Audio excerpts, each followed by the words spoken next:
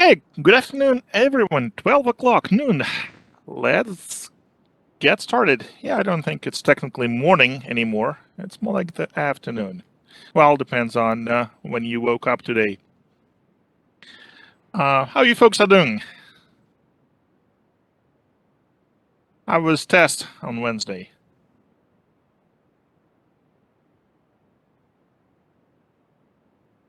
Decent, very fair. Okay, yeah, and break is just around the corner. I can't wait for the break too. This test was most fair test so far.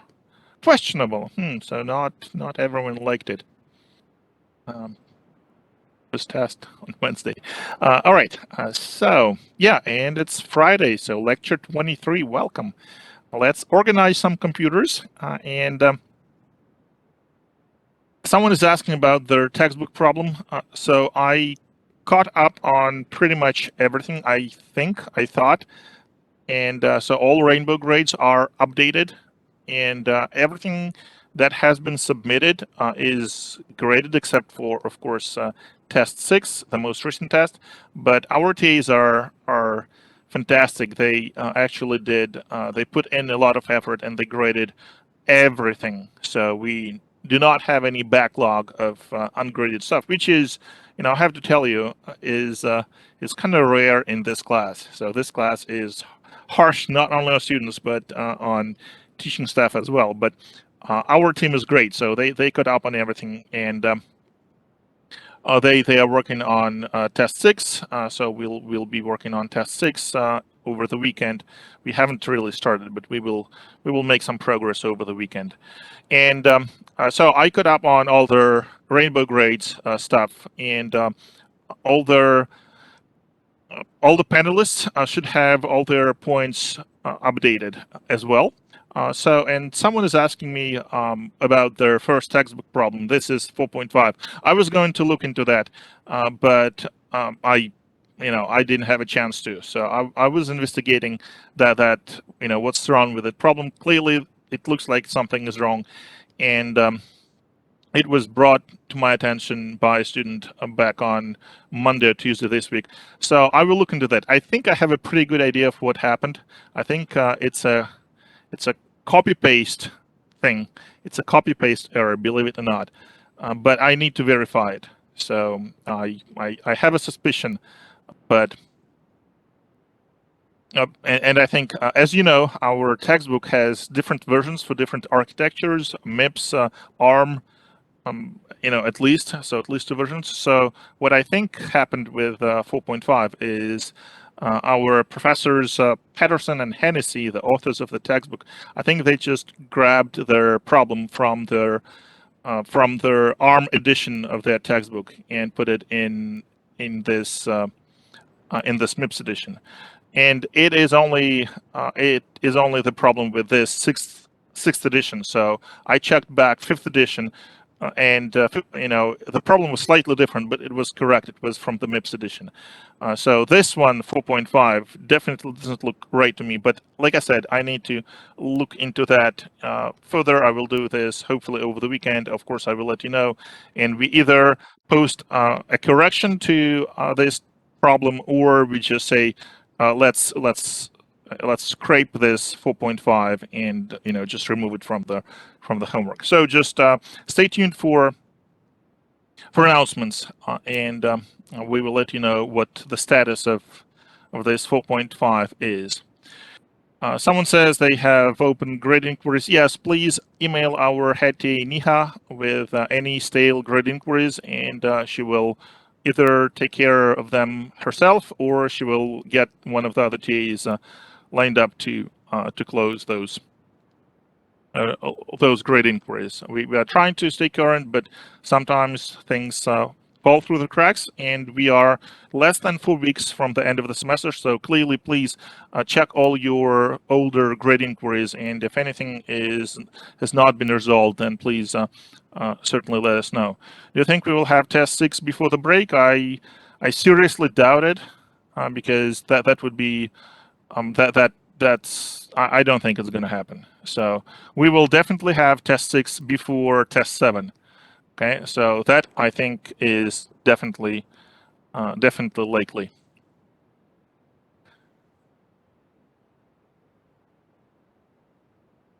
Yes, the biweekly exams are rough for TAs, and for the instructor, for your instructor as well, because that person needs to write those exams, and then on all exams we have people who are sick or have other excused absences. So I have to write a makeup exam in addition to that, and of course it has to be different from the regular exam. So and then I have to write all the solutions. So it's very taxing. So I regret that we have 7 exams, but it's too late to change anything now. But something for me to uh, you know uh, to keep in mind next time next time around I teach this class.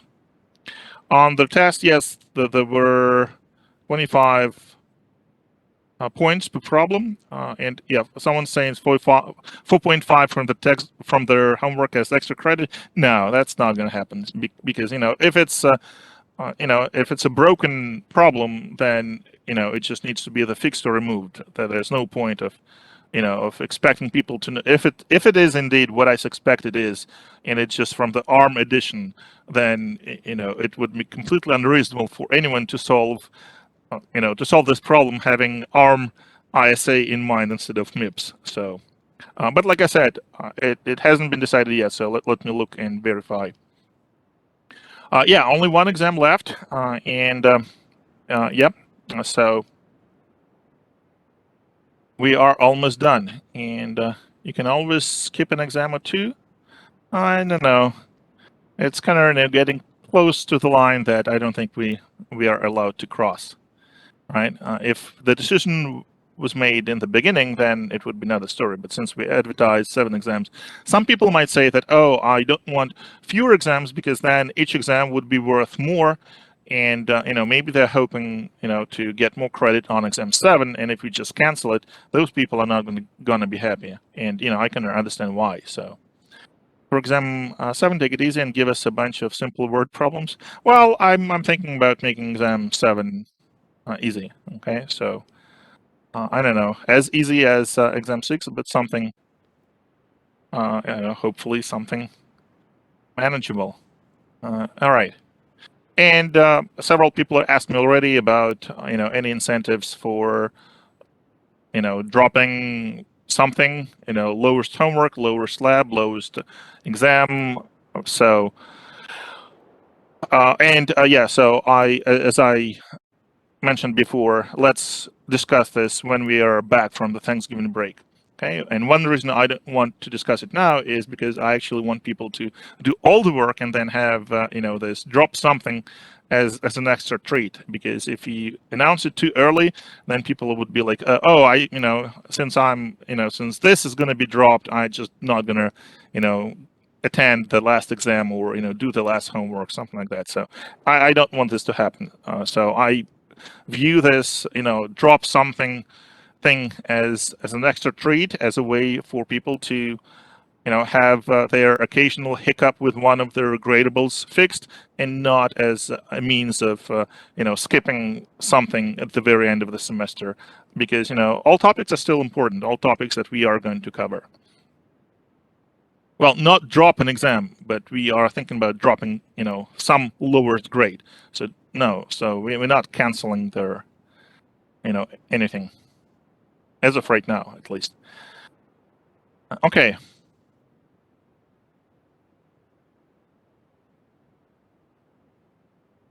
And I'm just trying to catch up with. All right. Yeah, and as usual, as you have seen in this class throughout the semester, if there's a choice of what we want to do, then of course I will run a poll. All right. So I think that's it. And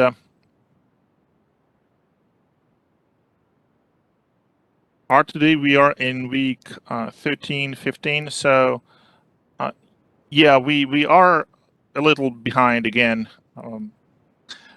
As compared to our original plan. But again, I checked the schedule from last semester, and we are just 1 lecture behind from where they were in the last semester. So I think it's kind of normal. So I'm not particularly concerned.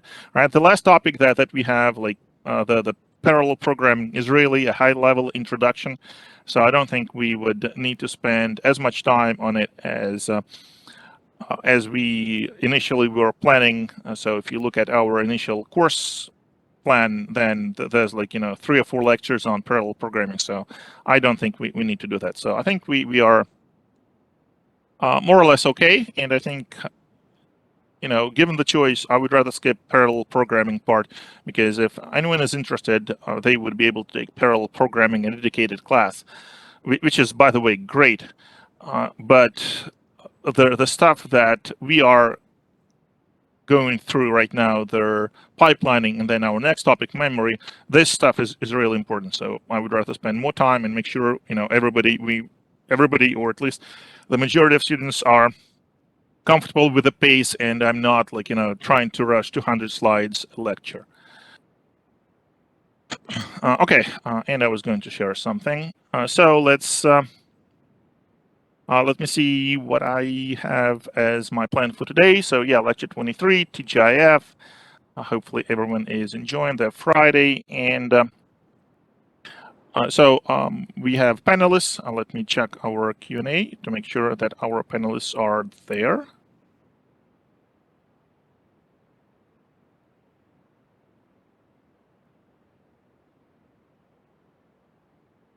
All right, I only see one panelist, though, who responded to their test question. So if other panelists are here, please respond,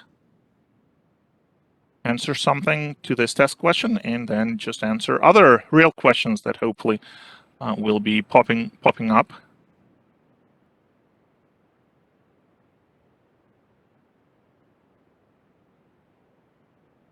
All right, and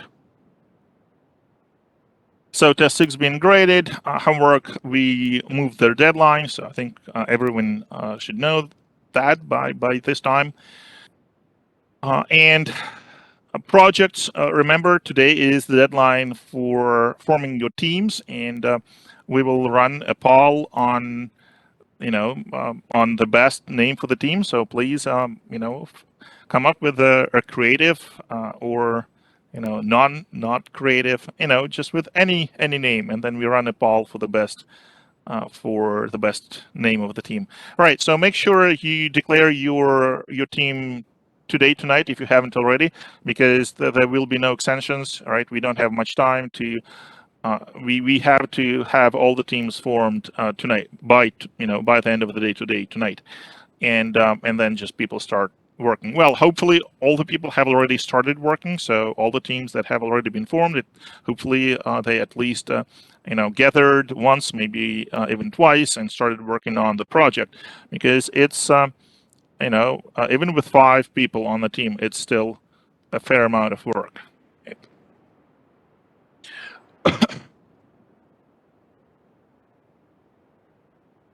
Okay, and one other announcement that I wanted to make. It is related to Submitty. So Submitty had an issue. Well, it was actually not Submitty's fault, but their feed that the Submitty gets from the registers got broken, and Submitty reported that like 80% of the students lost access to their courses on Submitty. And it has been restored already, but there still might be some quirks. So if you notice anything, anything weird, or you cannot log into any of your classes on Submitty or something like that, please please let them know. Okay, so they think they fixed everything, so they just reverted to their feed from 2 days ago, which was not broken. But just in case, wanted to mention. Okay. Well, like I said, I don't think it's a Submitty fault. So let's be fair to Submitty, right? It has its own bugs, but this one I don't think is on them. I think it's on the registers more than on Submitty.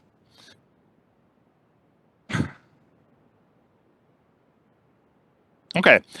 And yeah, so let's go then just through our slides. And I don't know, I have an ambitious goal. We have about 100 slides left in this chapter 4. So I will be trying to go through all of them today. I don't know if it's realistic, probably not, but we will try. Okay. So we were, and here I am. And by the way, one other thing that I wanted to mention. So we have, I also caught up on all the late days. So I think I've run Rainbow Grades, and it collected all their polls that we've had so far and computed all the late days. And so those should be accurate now with the latest update of Rainbow Grades. So please check and see if you notice anything, anything weird, or you think you're missing any points for any of the polls. Please let me know. But I checked, and there are a few people who are currently at 7 late days for the entire semester, which means they earned 4 extra late days in addition to 3 late days that we gave everyone from the start. So, and that kind of sounds about right. So we had like 69 or 68 polls. So some people were able to get 60 points from those 69 polls. So it's a pretty good ratio if you think about it. So 7 late days is kind of nice. And so we're going to have, I have 4 more polls planned for today. I don't know if we cover enough material to get all 4 of them, but like I said, I'm going to try. And by the way, something that we also discussed, just wanted to remind you that we agree that for this test, one problem will be extra credit. So essentially their test will be out of 75 points. So there's like a 25%,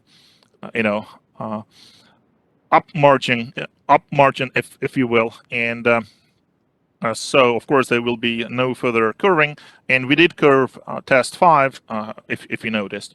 Okay, so with this extra credit that we had on 2 exams earlier, and that we are going to have on test 5, so we still have people who are, well, we do have people who are above 100% so far in as far as their standing in this class. So those people earned more points that were officially awarded. So some people are above 100%.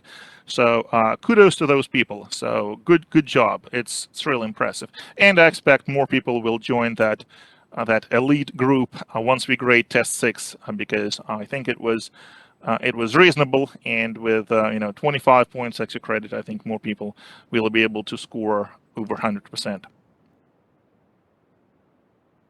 Okay, so we were discussing our pipeline idea, and that was that sounded like a very cool idea. And hey, we can definitely increase the throughput, which means our instructions will execute faster. So not each individual instruction, but on average, we are going to have more instructions executed per unit of time. And of course, that comes with certain complications. So we have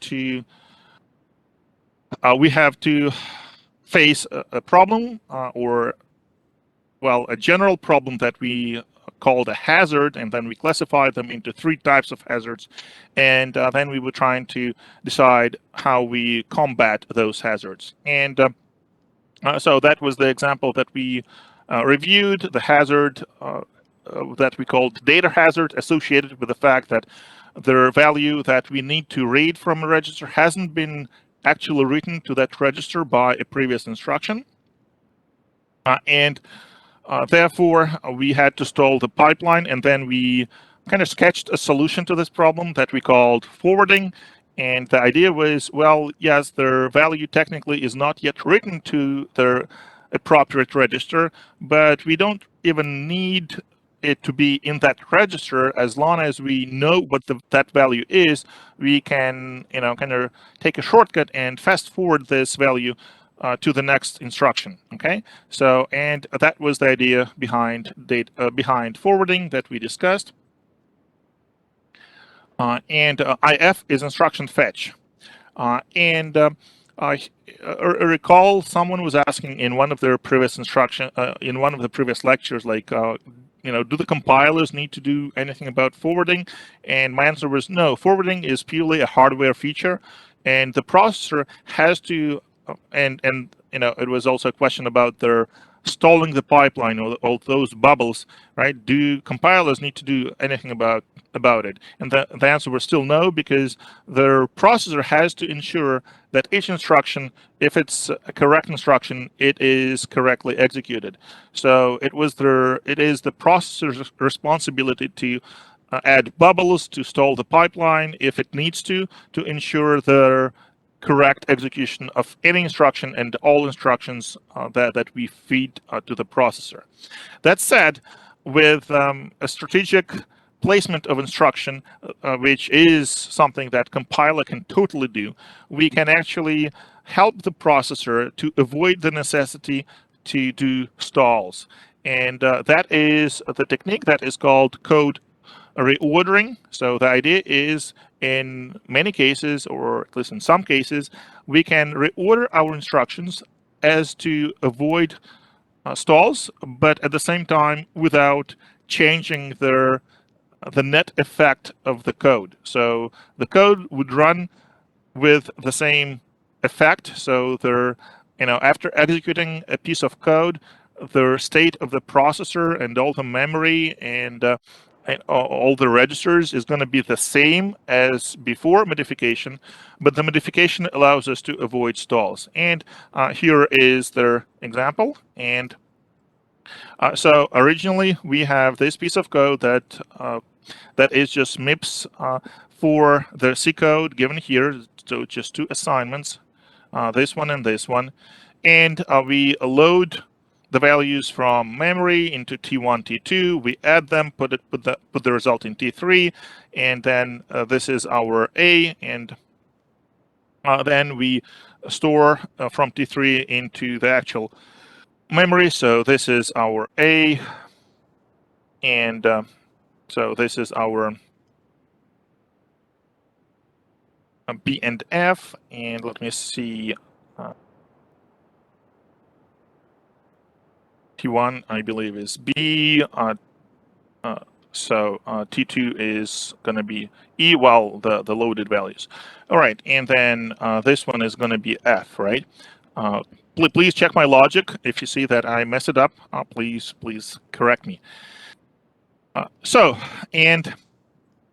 Here it's just straightforward, right? It's something that you would have done in your homework 5 when we asked you to translate those assignments into MIPS code. And we see the problem, like, here we are loading into T2, right, which is our E. So we have to read E from memory, put it in a register. And the immediately next instruction is we have to read this T2 because we are performing our addition. So clearly, this is a load use hazard, and the processor, when executing this piece of code, would have to insert a bubble. And the same thing happens with T4. So here we load F into T4, and then the immediately next instruction is reading T4 because it needs to perform the second addition. All in all, it's going to be 13 cycles, right? If we consider the bubbles, the stalls. And it turns out that we can do better. It turns out it doesn't matter which order we load B and E, and well, not B and E, right? But we can rearrange our instructions so that we load T4 in here, right? So that we load our F in here. So like in here, right? We can do our F, and yes, F is not going to be used for a while, but that's exactly the point why we want it here. So note how this instruction that loads F into T4 is moved to instructions up. Okay, and yes, we don't need F here, but that's exactly the point. All right, we don't need it here, but it allows us to have this strut between the instruction that loads E and that reads E. Right, so this T1 thing, right, is T2 thing. Sorry, T2 thing is now not the immediately two adjacent instructions. They're now, broken. They're now separated by this extra instruction, and previously we would have a stall here okay, which was just a waste of time. But now we are doing some, something that we will need, right? Yes, a little bit later, but it's still useful work. It's still an instruction that has to be executed, and we just moved it here so that we have one instruction between load and use, and that allows us to avoid the stall. And that same thing that we did actually allows us to have to eliminate their hazard on T4, because now it's not like we load F into T4 and we are immediately reading T4 to perform our addition, right? We have even two instructions that separate those, and that allowed us to save 2 cycles, and we can, this whole code executes in using 11 cycles, okay, because we were able to eliminate 2 bubbles. So this is just the ordering of instructions. It does not change the semantics. It does not change the result of executing this code. Meaning that when we reached this part, right? When we are here, the state of their processor and memory, so all the registers, all the memory values, is guaranteed to be the same as here, as when we executed all those instructions and reached this point. So that means that these 2 pieces of code are equivalent. They're not the same because the instructions have been reordered, but their net effect is there is no net difference, right? So the state of all memory values and all register values is the same at this point of execution, okay? Which means that we can do it, right? If by reordering instructions we changed the final state of the processor or memory, then it wouldn't be a valid reordering, because it means that 2 pieces of code work slightly different. All right, so that was our first introduction to forwarding, and we will have a lot more of it coming up when we actually talk about how do we implement forwarding, right? It's going to be not exactly trivial, so it's going to be a complication that we, additional stuff that we will have to add to our data path diagram that we reviewed for our simple example. So now soon you will see why that example, that we had at the end of our lecture last Friday was called simple, right? I say quote unquote simple because it wasn't that simple, but compared to what we are going to see, that one was of course much simpler. All right, so that was first type of hazards, data hazards. So the second type, recall, were structural hazards, and we said we cannot really do much about them, right? We cannot really fix them except for changing the design of our processor, like separating memories or making some other changes to the hardware. So we're not going to be talking too much about structural hazards anymore, because there's not much we can do. And the third type, although control hazards, it turns out that this is something that we can try to combat, and it's like data hazards. We can come up with some ideas of how to minimize or how to make control hazards less affecting the performance, right? Because any hazard, it affects the performance by making those bubbles. A bubble is essentially a placeholder for an instruction, and we will call it a NOP, no operation instruction, an instruction that does nothing, that doesn't change the state of the processor or memory, but it takes up time. It takes up the slot for the instruction, and of course, in that sense, it's a waste of time. And of course, we want to have as few hazards as possible, as few bubbles or NOPs as possible. So control hazards, just a reminder of the definition. It is their hazard, it is their condition where we have to insert bubbles due to their branching or jumping, due to the changes in their flow of control. So a typical example would be our BQ instruction. Imagine you are fetching your instructions, and then an instruction is BQ, and then you are like, all right, what is the next instruction that I should fetch? Is it the instruction that follows immediately the BQ instruction, or is that the instruction that BQ label points to. The label in the BQ instruction points to, and hopefully you had some fun with on test 5 with it was exactly a BQ instruction there for a reason, because we want to use your knowledge of how that instruction is executed and how it was executed in a single in a non-pipelined data path. This knowledge would allow you to understand our topic today. Okay, if you don't know how instruction BQ works and how it is processed, how it is executed by their non-pipeline data path, it's going to be very challenging to understand the control hazards topic in a pipelined processor. Okay, so recall BQ has 2 registers and a label, and if register values are the same, then the flow of control will be passed to the label, to the instruction that is labeled with that label. All right, so we say that this is the case when the branch is taken, and if the values of the registers are not equal, then the branch will not be taken. So their next instruction to be executed would be the next instruction after the BQ, just linearly, literally, PC+4 kind of instruction. So that obviously creates a problem when we are fetching our next instructions after BQ. We don't know whether the branch is taken or not. And that explains why the pipeline can't always fetch correct instruction, because it doesn't know in advance whether the branch is going to be taken or not.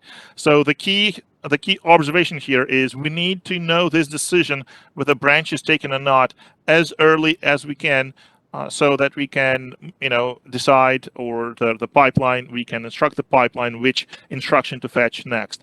And, if we just think about this in general, like at which stage do we know if the branch is taken or not?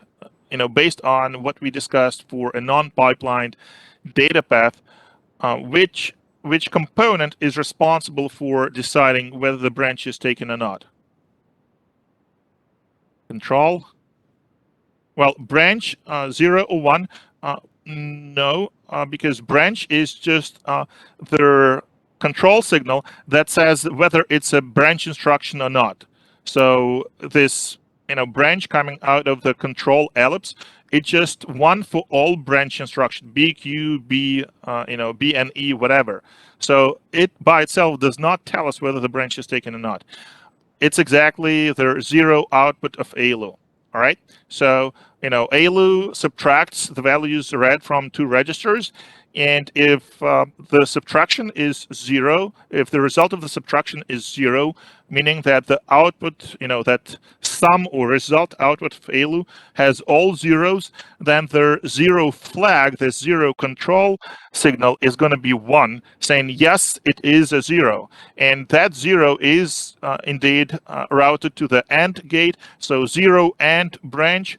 If both of them are 1, it means the branch is taken. Exactly.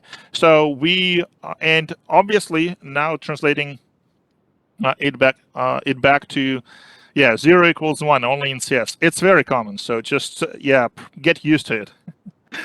That means so our ALU now in the pipelined architecture, which stage is it?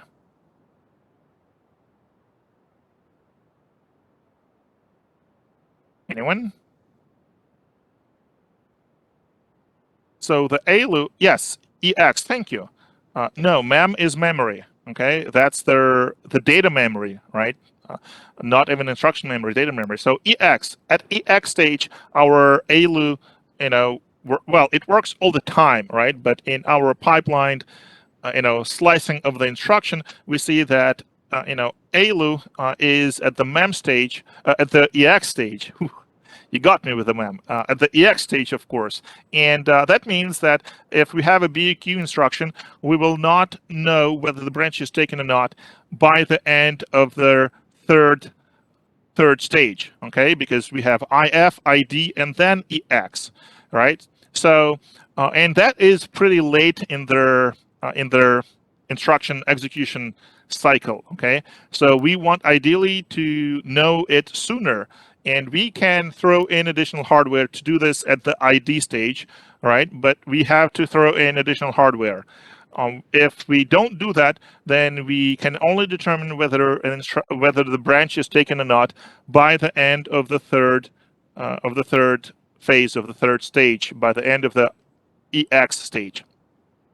So why is it feasible to, why can we hope that we can, throw in additional hardware and do the comparison at the ID stage?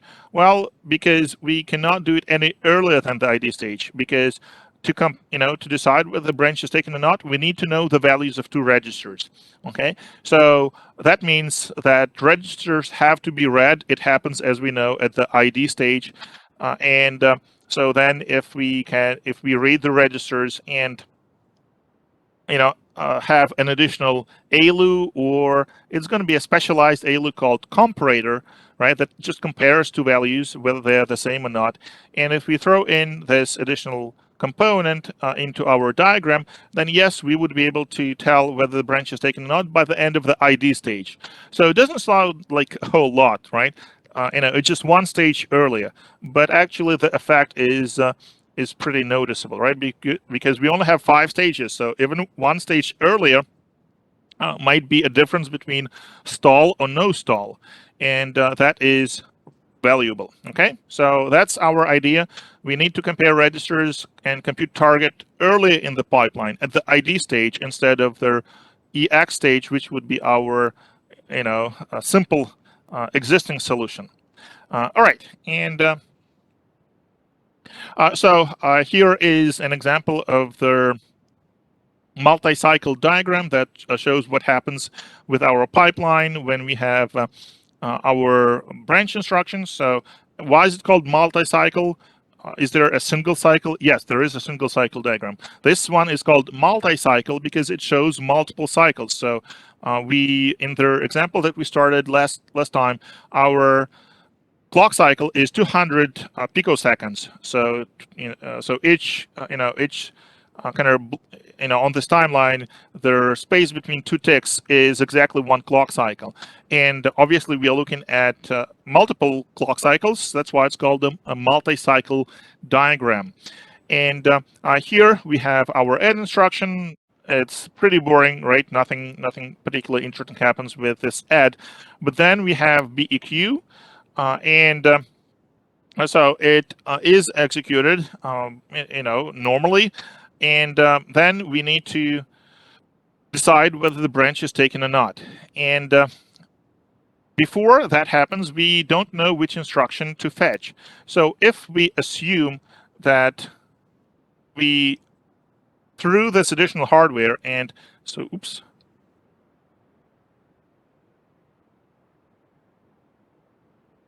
So this stage of BQ, right, which happens here between 400 and 600. This is the ID stage of this BQ instruction. Okay, and if if we added this additional hardware that determines whether the branch is taken or not, we will know here at time 600, we will know whether the branch is taken or not. So we would know whether the value from register 1 and register 2, whether those values are the same.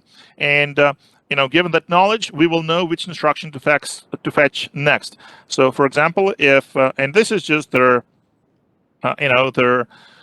amount of offset in the PC that we will be, so it's the value added to PC plus 4 that we will be doing if the branch is taken, right? So if the branch is not taken, we will execute this next instruction, whatever that is. But if the branch is not taken, but if the branch is taken, right? So we will go here to this instruction.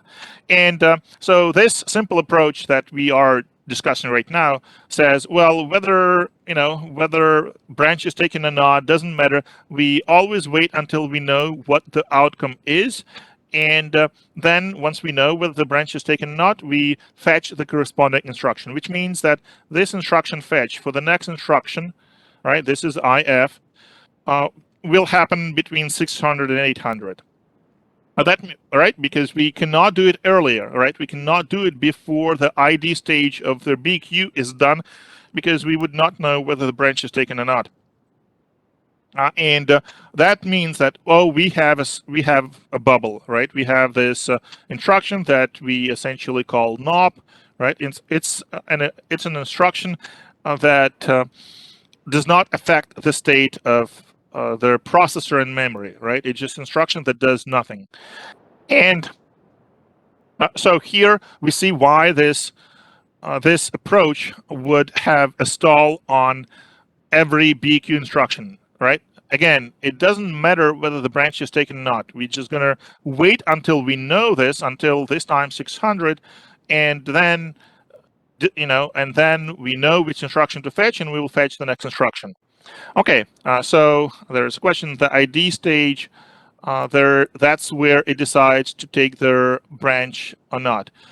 Yes, we assume this, right? It's not always the case, so please be very careful, because we assume that we add hardware to do this in the ID stage. If we didn't do that, then it would be even worse. It would be one additional bubble, right? Because then if we didn't have that additional hardware, we would only know whether the branch is taken or not at time 800, and we would be fetching our next instruction, starting from time 800, and that means there would be two bubbles. Okay, so by throwing this additional hardware that makes the branch, that allows us to know whether the branch is taken or not one stage early, we were able to eliminate one bubble. And bubble is basically when we have to, it's a slot, right? So it's a slot that could have been an instruction, but we are wasting it. We are executing the instruction that has no effect on anything, right? Just to get our timing straight, right? We cannot, if you imagine, this next instruction, if it were a real instruction, it would have its IF stage here between 400 and 600. But in this approach that we're discussing, that can never happen. We don't know which instruction to fetch, because we don't know what the outcome of their BQ is going to be, whether the branch is taken or not. So how come at time 400 can we determine which instruction to fetch? What would be the address of the instruction, PC plus 4 or PC plus 4 plus 40? Okay, if we don't know the outcome of the branch. Making sense? When installed, does it install only the dependent instruction or every instruction after the bubble? Well, you have to think in 4 dimensions. You have to think with the time dimension in mind. All other instructions. So it's like this is our timeline, right? So we just make a decision at every moment of time, right? So here we are making the decision. All right, we are fetching instruction BQ. Here we're making this decision. Oh, we are fetching our next instruction. No, we are not, because the previous instruction would be BQ, so we are just fetching NOP. Here we are making this decision. All right, so here we know the outcome of the branching of BQ, so we are ready to fetch our next instruction. And that would be the actual instruction that is going to be executed given our branch decision, take or not take. So it's one decision, it's multiple decisions, but it's linear in time. So of course we don't see all future instructions, right? So we just fetch instructions, one at a time from our instruction memory. We have no way to look into the future. Does NOP stand for anything? Yes, NOP stands for, and it's very common in pretty much any assembly language that I have seen. It's the same. It means no operation, right? So, and usually it has their instruction code of all zeros, like that. So it's basically an instruction that is guaranteed to have absolutely no effect on anything. Okay, so of course it's not by itself, it's not useful because it's not doing anything, but it is helpful when we need to, kind of pause, right? You cannot pause a processor, right? You cannot let it wait for 200 picoseconds, right? The processor gets its clock, right? We know, this is the, this is the clock, and you cannot, stop the clock. Well, I mean, you can if you put the processor to sleep, but then it's not going to be, executing anything, right? So you cannot, your processor, it just, it's just doing its work. It cannot stop it, and therefore, if we want to effectively pause it, we have to do this in a sort of artificial way with a NOP instruction. All right, and so what can we do? Oh, can you propose a better approach? So this I think some of you, all of you, can probably guess. Is there a better way than this one?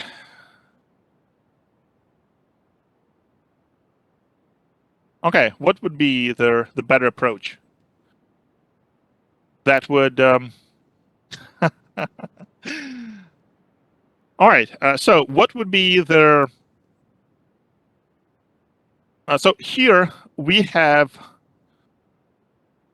a bubble. We are wasting one clock cycle, regardless of whether the branch is taken or not. Okay. And branch prediction. Get Malik here for speed erase. All right. Anyways, so well, what is branch prediction? Someone mentioned it.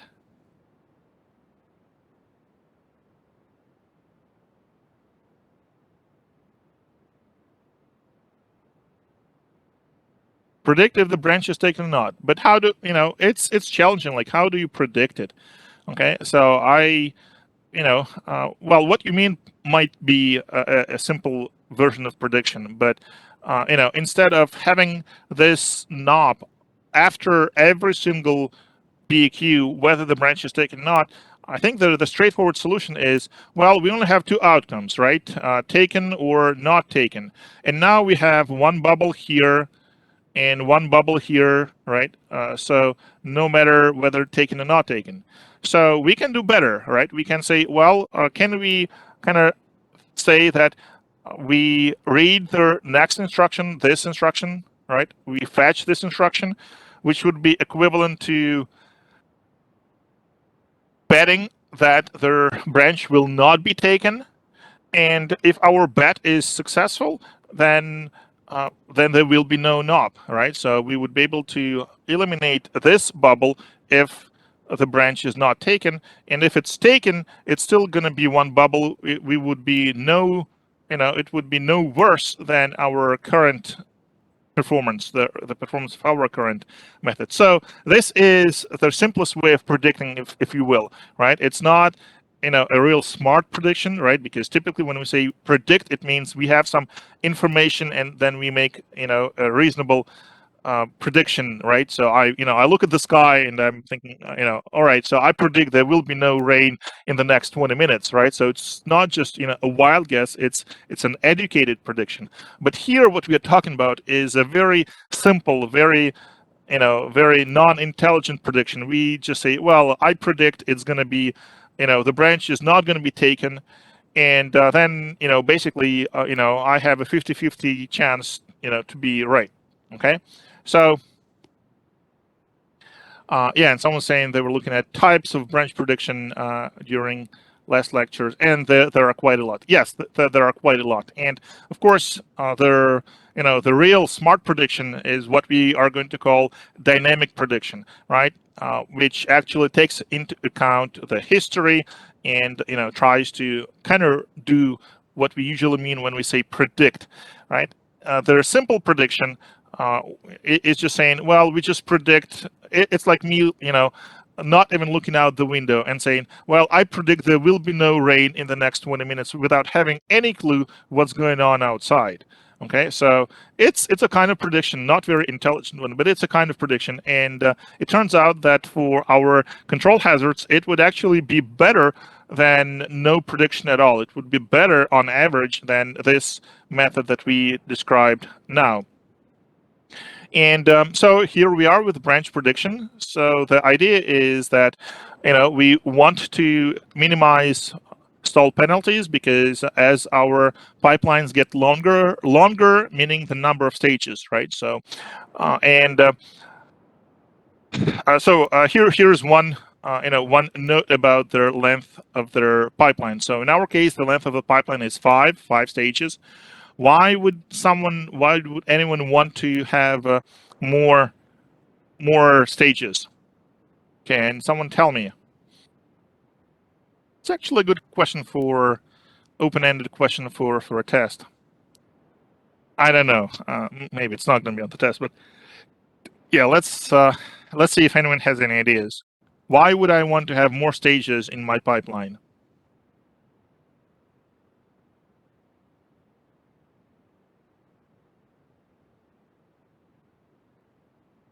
To reduce clock cycle, exactly, or to remove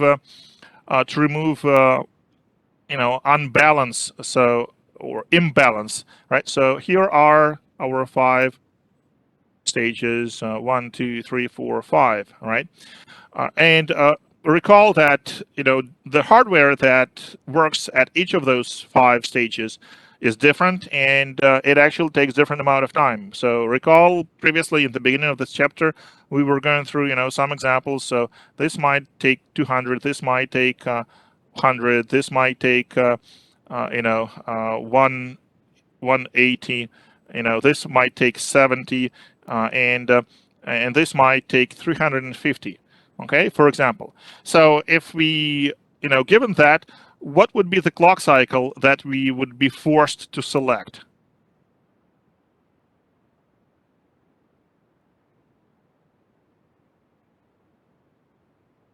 Anyone? 350, exactly. 350, right? We have to account for the longest stage. So, and then the total, then we will be getting 350. So we will be getting one instruction done every 350, whatever time units are. Let's say picoseconds. All right. So then what can we do to make this better? Well, we can say, well, maybe we can split this stage here into 2 stages without making any other changes. So instead of 5 stages, we now have 6 stages: 200, 100, 180, 70, 175, right, and 175. Okay, so what is their clock cycle now? The clock cycle now is 200, right? So TC is 200 now, and 200 is quite a lot better than 350. So it looks like there's clearly, and now since clock cycle is 200, we are saying, oh, we're going to have, one instruction done every 200 picoseconds. So our throughput is going to be much better. Okay, so it looks like there is clearly an incentive for making, pipelines longer and longer, so that each stage is very short. All right. So what stops us from, making our pipelines too long? What is the limiting factor? Why would we want to stop splitting our stages at some point and say, no, that's it? We should stop. We should no longer increase the length of our pipeline. Anyone, please?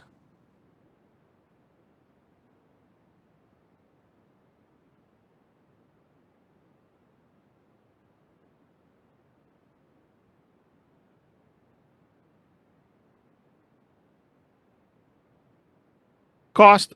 Yeah, cost is one thing. I would say probably not the leading. Of course, it has its effect. I think there is a clear technical reason here. Is there an incentive to not stop pipelining?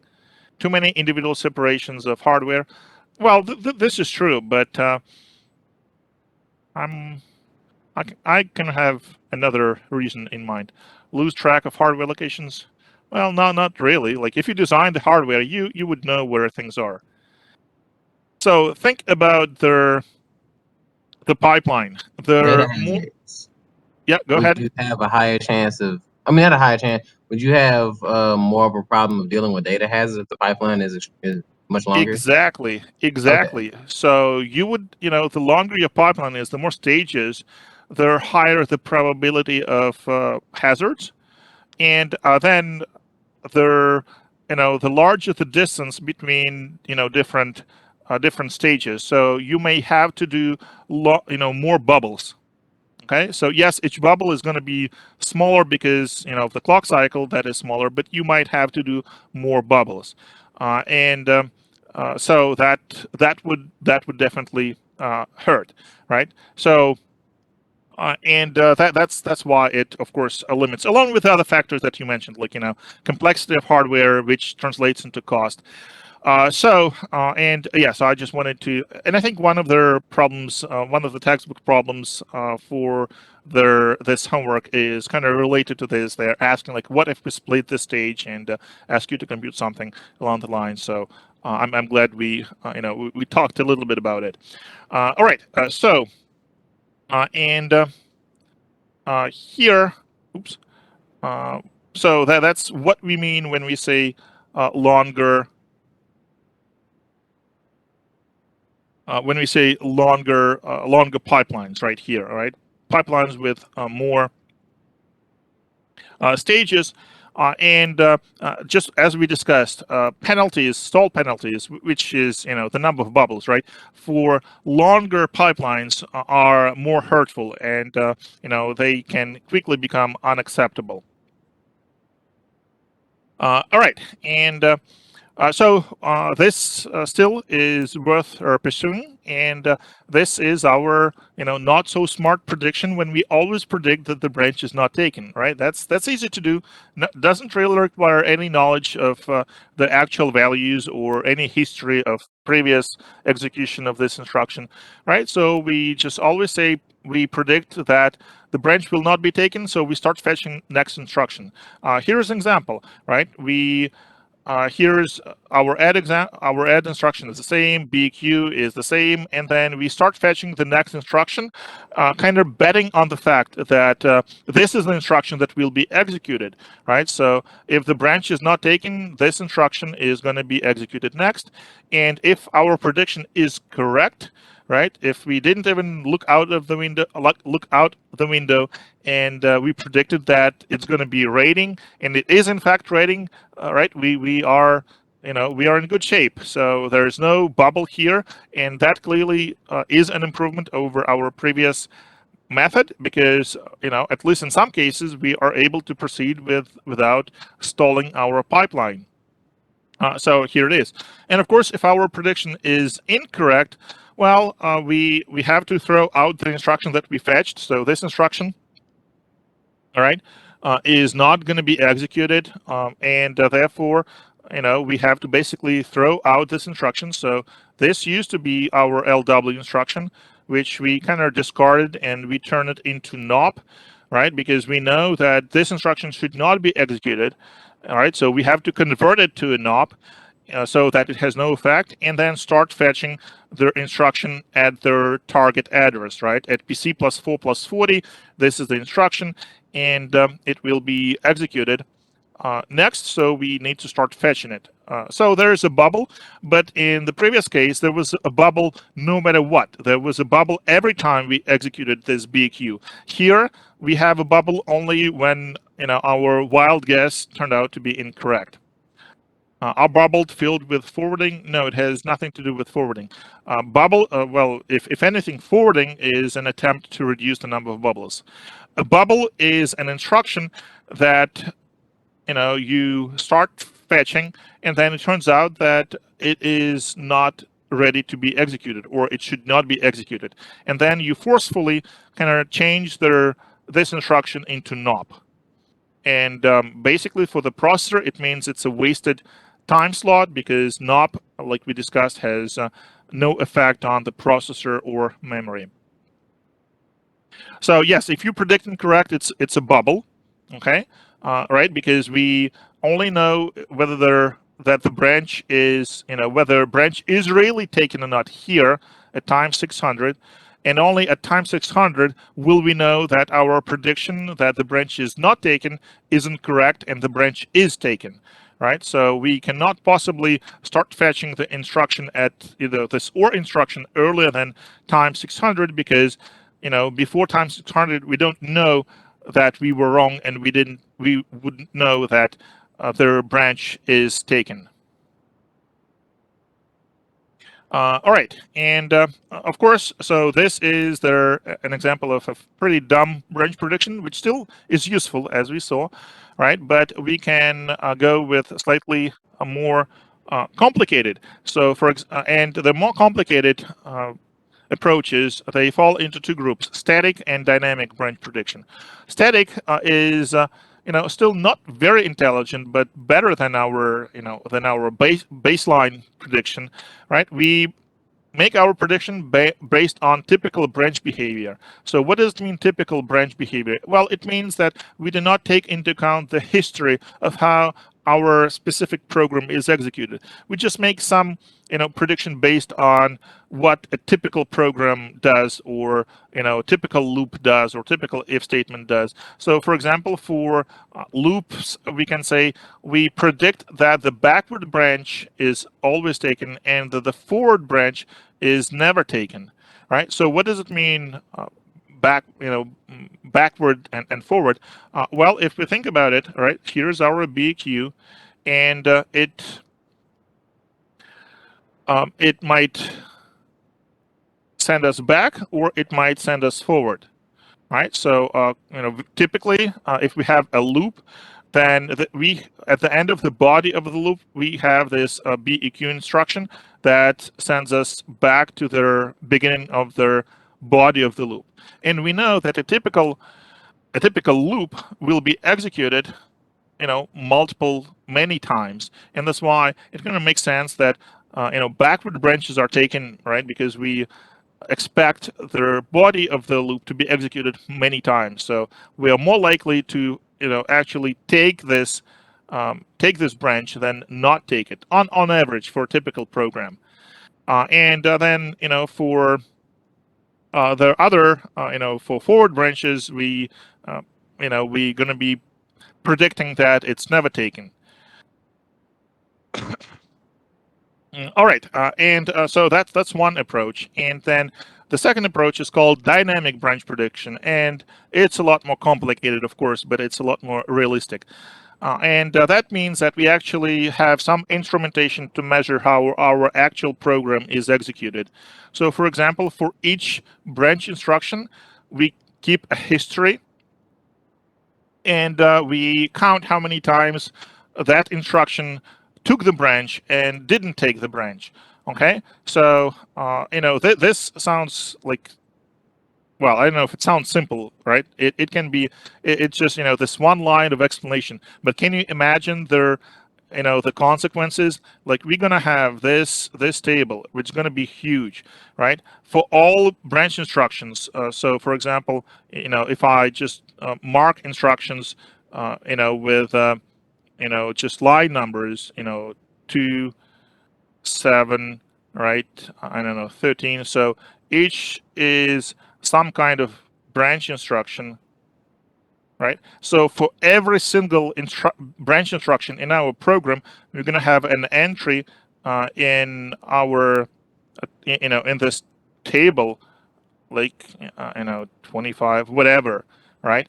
And for each branch instruction, we need to have the stats. We need to have the statistics, number of times taken, and number of times not taken, right? So initially, of course, it's going to be all zeros, and then we're going to have, we're going to be collecting the statistics, like, taken, this branch was taken 2 times and not taken 10 times, something like that.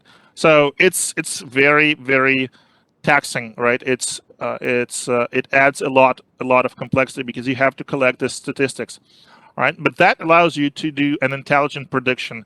And of course, it's never guaranteed to be, correct. It's like, if you're if you're investing in a stock market, right, you always read this disclaimer that, well, their future performance, the past performance is never, a guaranteed predictor of their future returns or future performance, right? So if a particular stock jumped 500% in their next 12 months, there's no guarantee it will jump another 500% in the next 12 months. Okay, so it's the same stuff here, right? You can hope that it's going to happen, but it is not guaranteed. But it's better than nothing, right? So for branches at least, we can make our prediction based on the statistics, right? If we see that for this instruction, the branch is not taken more often than it's taken, we can predict that it's not taken. And of course, then we might come to a situation where we were wrong, and we thought the branch would be not taken, but it was taken. So we have to update our stats, right? So then it becomes 3, and then we are wrong again, and then it becomes 4, and then it becomes 5, and eventually it becomes 11, and then we have to change our prediction, right? Because now from the stats we see, oh yeah, this instruction is in the past was taken more often than not taken, so we're gonna start predicting a different behavior, right? Based on this. As you can see, it's a lot more sophisticated system, this dynamic branch prediction, and it makes assumptions of the future behavior that is based on their observed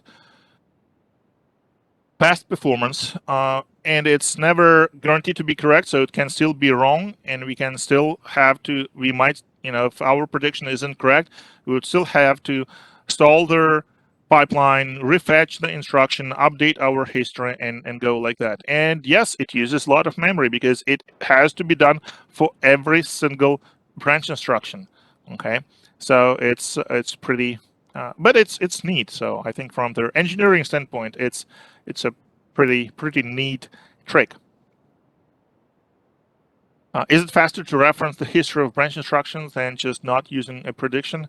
Yes. So actually, it is known that dynamic prediction, is actually on average is working better than static prediction. Okay, so it is more accurate, and of course, it's a lot more accurate than our simple approach: always predict, not taken. Right? That's the worst. So among 3 options, this is option 2, this is option 3. Roman numerals, and this is option 1, right? Always predict, not taken. So option number 1 is there doesn't really take any investment in terms of hardware, but it's also the least accurate. Number 2 takes a little effort, but it is better than number 1 in terms of performance. Number 3 takes a lot more effort and a lot additional hardware and memory, and but it is also more precise. Yes, in fact, it sacrifices memory for speed, and extra memory, of course, means cost. Okay, so if you have to dig this memory that is used here, it's for the user it's useless, right? Users do not see that memory; it's not available to them, so you have to spend money on that memory, and it's memory inside the processor, which is extremely expensive in relative terms, but it is a lot more expensive than your RAM, and it has to be inside the processor, of course. So it's an extra cost, extra area on the silicon die, but it is speed, exactly. All right, so here's our pipeline summary here. Basically, why we want our pipelining is because it improves performance. Their individual instruction is not going to be executed any faster, but the throughput, the average number of instructions per unit of time, is going to be much better. And of course, nothing is free, so it comes with the strings attached. The pipeline and architecture is subject to hazards. 3 types of hazards: structure, data control. Structures, we just have to, structural hazards, we just have to redesign our hardware. Not much anything else we can do. But data and control, hazards, we can actually propose several different approaches to how to mitigate those problems, at least to some degree. And so instruction set design, our ISA, of course, affects the complexity of pipeline implementation. So if you have less regular formats of instructions, of course, their pipeline is going to be a lot more complicated. Imagine x86 and its instructions that have a length of 1 to 17 instructions. So can you imagine you have to read the first word of the instruction, the first byte of the instruction, it's 1 to 17 bytes, and then based on that decide whether you need to read the next byte of the instruction or not. And you never, it takes several bytes of the instruction that you have to read first before you know how long your instruction is going to be. And then can you imagine the decoding part of this instruction? In our case, we didn't have any decoding. Well, we had a very simple decoding hardware, right? Because our all instructions and MIPS are 32 bits. It's not at all that simple in x86. So obviously, ISA affects the design of the pipeline. All right. So what do you think comes next? What else do we need to discuss regarding pipelining? Hopefully it seems all clear and logical so far. But what do you think is coming up?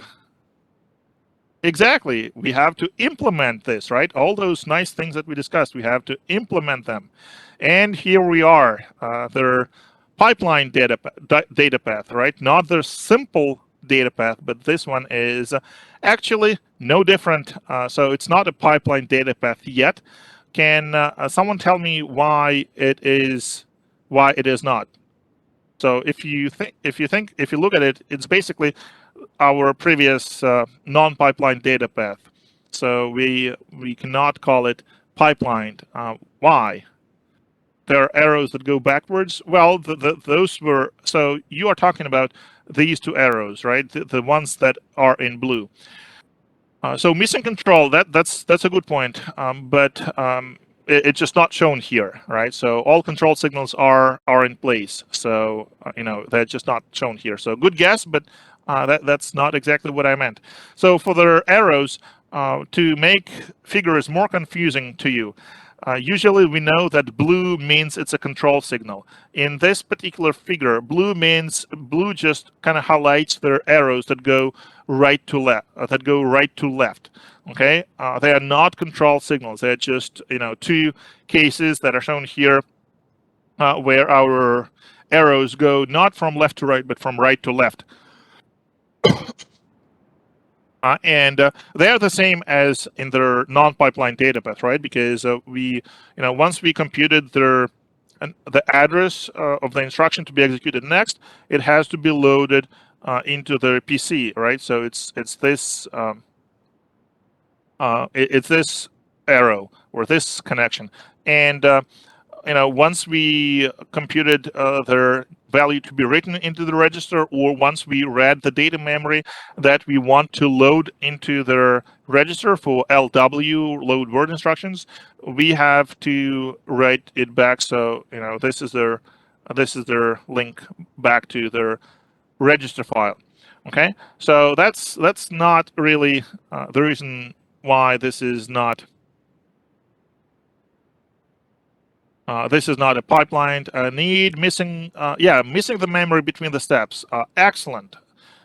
That is exactly why this is exactly the major reason why this is not a pipeline data path. Because and how you could have guessed, if I assume the person who gave this correct answer, they didn't look at the textbook yet or at the slides, so they just guessed it correctly based on just the logic of the diagram. But recall that in our non-pipeline data path, we had one instruction that would go through all the hardware in this processor diagram from left to right, and we would only have one instruction occupying the processor at any moment of time. And with the pipeline design, we have multiple instructions that are at different stages of their execution and that are occupying each its own part of the pipeline, each its own hardware. So one instruction might be decoding, so it would be doing their register read, and another instruction might be doing memory access, so it would be here doing their data memory read, and they are two different instructions with two different opcodes. And this design where we have this single instruction code, right? So this is all the instruction code, right? And we see that it is actually affecting all the stages. So obviously there are no provisions to keep multiple instructions at the same time for different stages.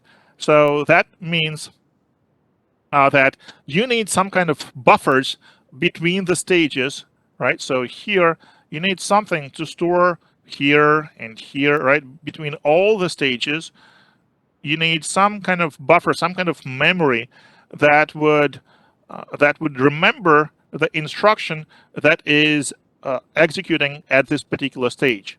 So let's say we have some instruction that is called add. And then initially, when we just read the instruction, it went through IF stage. Then this buffer here will contain everything related to this add instruction. And then next clock cycle, our instruction moves forward to the next stage, right? To this thing. So add is now here, right? Everything related to this instruction, all the control signals, the instruction word, the opcode, everything. And the next instruction is read. So let's say the next instruction is OR. So now OR is here, and add has moved to the buffer for the next stage. All right, and then this process just continues, and we are going to have multiple instructions, and each would be stored in the buffer, and each would kind of move from left to right in this data path.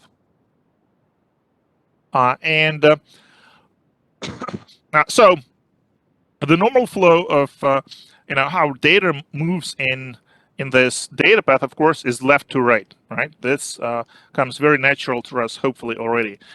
So if we have anything that violates this, it would be right to left, and so right to left flow would lead to hazards. Right, it is the problem because now we imagine that we have value read from data memory here, and for the instruction that is at the mem stage, and when it needs to write back the data, hey, but our register file is already occupied by an instruction that is two instructions later. Okay, so this write data would not write data to the correct register because the right register is coming from their instruction that is two instruction ahead. Okay, so and that's why it's a hazard. All right, it's something that would create a problem. So this is why it says WB, because it's the value from the write back stage. Okay, and here it says mem. Well, it's not necessarily mem, but it's the result of this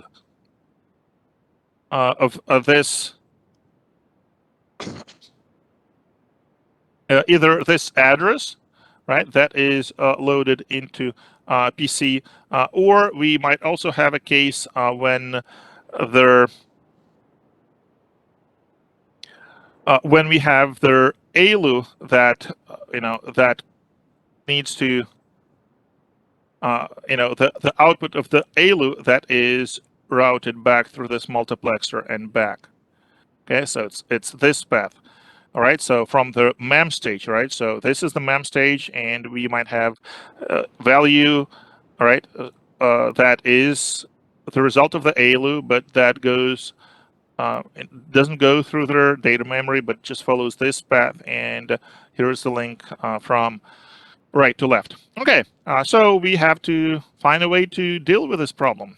All right, and as we already discussed, that's pipeline registers, right? Without them, we're not going to be able to make the pipeline design. So at the first stage, the only thing that we add to our simple non-pipelined design is just we add those pipeline registers, right? So if I ask you, based on this figure, well, this IFID. Well, first let's do the notation. It's their buffer, and the buffer is just a register, just a memory, right? Between stages IF and ID. And obviously we only need those buffers between the stages. So we have 5 stages, hence 4 registers, 4 buffers. And the notation is as I just described, IFID between IF and ID stages. And it's just the memory. Well, if I ask you, well, how many bits does this IFID register have?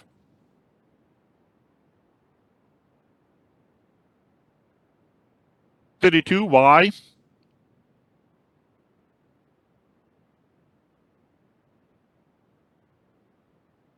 Well, instruction is 32 bits, no doubt about that. But this register stores not just the instruction word, but also this. How large is this? This one is 32 exactly. So all in all, it's 64, right? So this one is 64 exactly.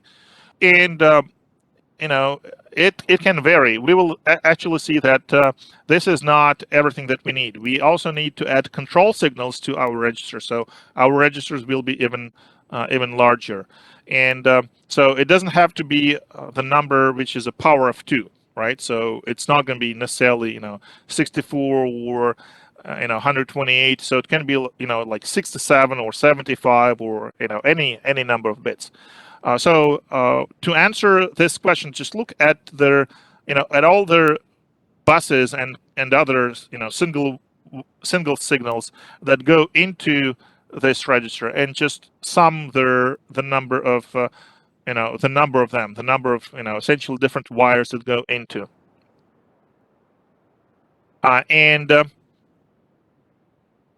Yeah, so that's that. And yes, and different buffers may have different lengths. All right, so we can actually. So what about IDEX? How many bits? All right, let's see. 32 here, 32 here, 32 here already marked, and 32 here. Right. So the convention that they use in these figures, if the output is at the same level as the input, it kind of means it's the same thing, right? So it's their so essentially it's going to be PC plus 4 right here. So it means it's going to be PC plus 4 here. So it's 64, 128. Is that? Yeah, so I agree, 128. So you see, they can totally have different lengths.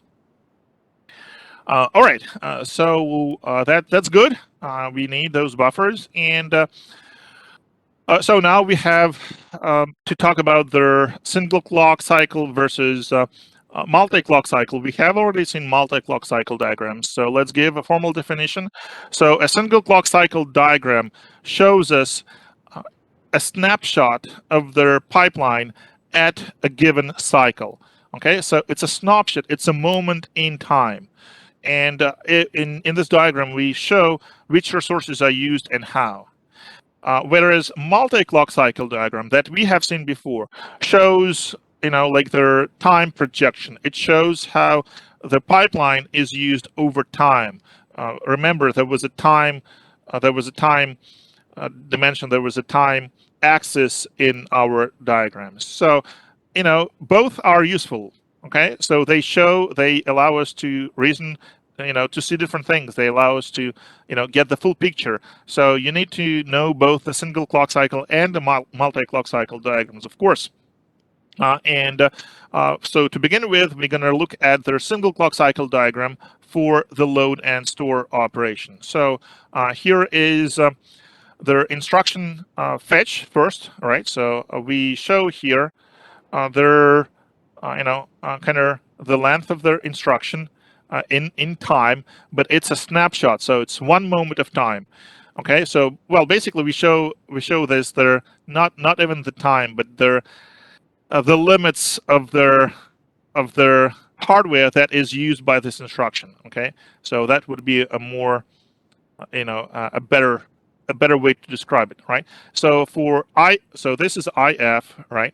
And it's a LW instruction, but IF is going to be the same for all instructions. So the hardware that is used is shaded with this blue, color, dark blue, and if only half of their component is shaded, it corresponds to whether it's read or written. If the right side is shaded, it means the component is read. And of course, it only applies to memory, right? Because we can only read memory. That's why, the adder is shaded all the way through. The multiplexer is shaded all the way through because we cannot read or write them. But memory, we can read and write. So in this stage, instruction fetch, we read from instruction memory and we write to this buffer. That's all that happens at this stage. And that's why the left half of IFID buffer is shaded. And that's all that is happening here, right?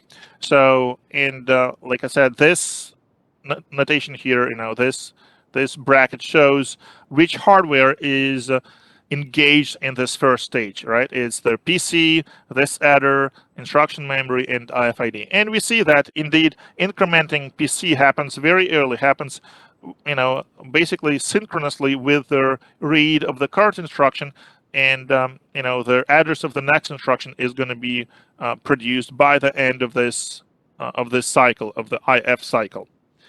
All right, so then AD stage, right? We read this IFID, okay, because